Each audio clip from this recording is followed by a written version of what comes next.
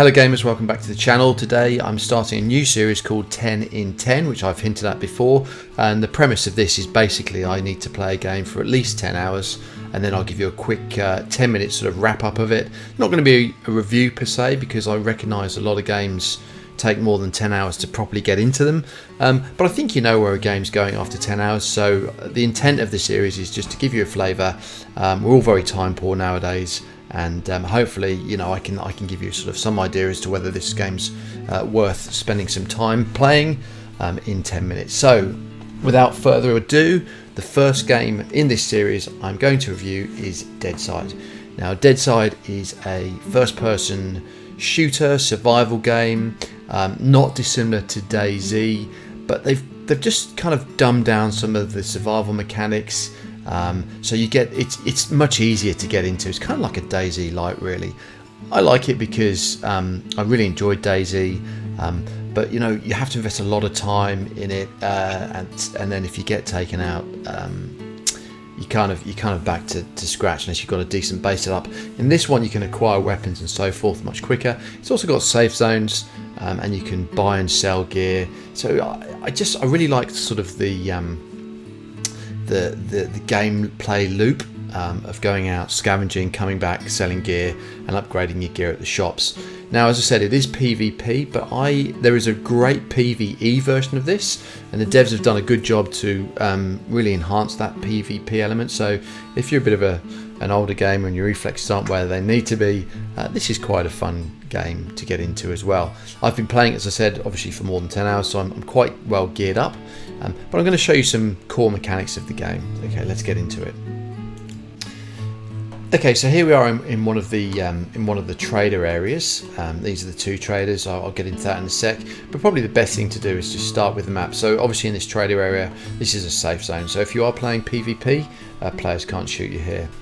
So on the map you can see, and it's great, the devs are doing so much development here. You've got your legends down the side here, which I'll get into. The map is pretty big. I haven't explored it all, that's for sure. Obviously a lot more to populate, and they're doing that. These are sort of main towns and areas of interest, grey dots and military bases and so forth. But there's also hidden areas, caves, which I haven't found yet. So lots to look at on this map. The green zone, as I said, there's two of them, one in the south and one in the north. That's where you'll find the traders, and once you're in that green zone you can't be shot at. And then, as you see there, these little missions will appear on the map, and you can go to them, and they're very basic. You basically just got to clear everyone out, and then you get a crate dropped and you can pick up some loot, and that's normally pretty good loot and money. The missions come in different sets, so here you can see you've got an easy one up north there. You've got two medium ones here, so you have to get more and more geared up all the way up to epic in order to take them on. You can get body armor and weapons and much better weapons as you do gear up. Oh, and there's another mission just appeared there, but I'll talk about that in a sec. And then the devs have recently just included events, which is really cool. So helicopter crash and drop zone. So the difference between events and missions: for a mission you have to complete the mission and kill everyone in that zone to get the goodies. In the event, you just have to get there first and grab whatever's being dropped, grab the loot. So it encourages different kinds of PvP type of mechanics there. These are great for PvE if you enjoy that sort of thing. It's just like a mission. Well, it's literally a mission. But from a PvP perspective, obviously it focuses people on this rather large map into that one area. But at the end of the day, the strategy could be you could wait until the end, wait for the guys to clear it, keep an eye on the loot, snipe them and take the loot. So you don't even have to actually fight the bad guys in this, just have to fight the human players if you're a nefarious human being like me. Now, the events, of course, it's more from a PvP perspective. You can really see that would focus people to come into an area, kind of like Figure, I guess, if you've played that game, where you've got to be very careful and try and ninja that loot before anyone sees you. Once you've got it, you're out of there. So first come, first serve, really. There's also loot stashes and bases. So I have a base which I'm going to show you later in the game, and how you build that. And within that, you can put your own loot stash, or you can put it somewhere else. just because storage is a bit of an issue. That kind of helps you store stuff if you're outside of these green zones, and in the green zones themselves you've got some storage as well, which I'll show you in a sec. So in the green zone here you can see, let's look at our storage first. So sorry, not storage, our itinerary. So quite similar to many other games you might have played of this genre. As I said, DayZ's obviously been quite an influence. You've only got 4 pieces of kit here down the side, with various storage components and backpack. Now my backpack's that's the best one you can get, but clearly there's going to be more stuff brought into this game. I think you can definitely get better vests, and then you can carry 3 weapons, so 2 sort of large weapons, and a pistol goes in there, and then you've got armor here and here, by the way, and various clothing items, and then tool belts down here. It's really cool, it's really well laid out, super easy to do, and you can mod your weapons as well, which is nice. When you go out into the world you can bring stuff back, as I mentioned, and sell to the trader. So for example, I could sell this clothing if I wanted to here, which I'm not going to now, and then you can access your storage here. So you can see I've got about $44,000, but the dollars don't go a long way if you're buying pistols and guns. You can see all the guns you can buy here, but they get pretty expensive. Like an AK mod is 50,000, and it really goes all the way up. Like, you can spend a lot of money on gear. The sights are super expensive, but the sights are game changing. You get a decent sight, it makes everything much easier.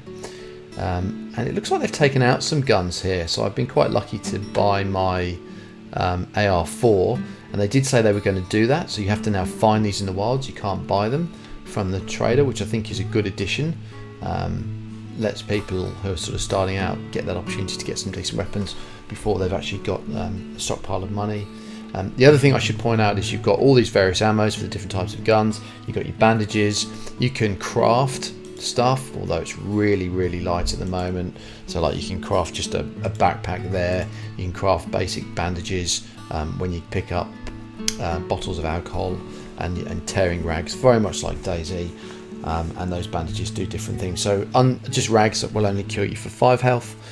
Sterilised bandages will cure you 15, and I think the decent bandages, which you can buy and find, heal you 40.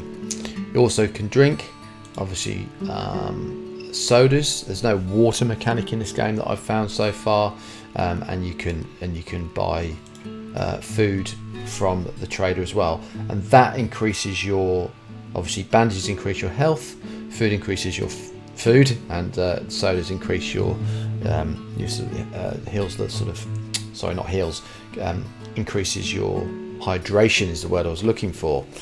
Okay, and then you've got another trader over here. Oh, there's a player there. I'll just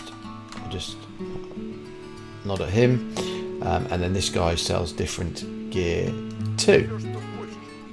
He's got recovery items, which are food, bandages, and tools. And the next part of the mechanic I will show you is the base building, and you need tools for that. So this is a PvE server now, so we can't shoot each other, and you can always see where the other players are. That's a new mechanic, and I quite like that. So you know where everyone is, which is, you know, handy.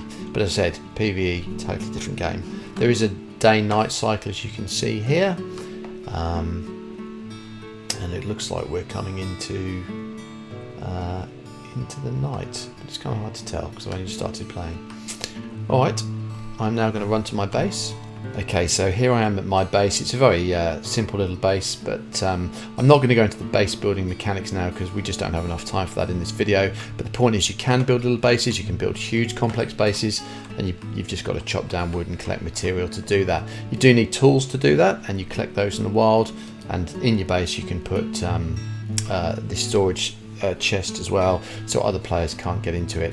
And these are some of the tools that you can pick up, and obviously that storage chest is decent size as well, so it does give you ability to save stuff in the wild.